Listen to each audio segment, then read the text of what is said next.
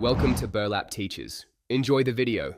You start by preparing the minimal scaffold so you can code without friction. Create a folder named for your library and add src and examples. This lets the IDE discover it. Add a library.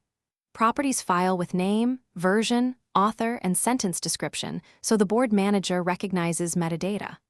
Once done, open the IDE and point the sketchbook to the parent folder. Make sure to restart the IDE so it indexes the new library. Now you have a clean workspace to implement features. You now implement the public header and the source file. This is where design matters.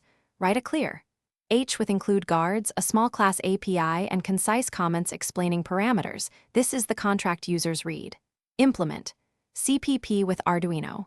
H included and keep methods small and testable. Create an example sketch that demonstrates initialization, common use, and error handling so users run it immediately.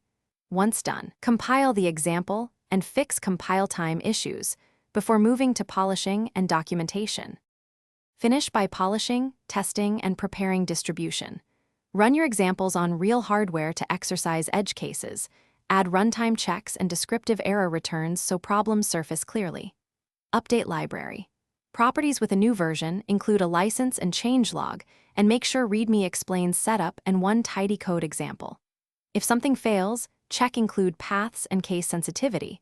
Arduino is strict about file names. If compilation breaks, verify file names, library folder location, and that the IDE was restarted. Thanks for watching. Consider subscribing if this video helped you.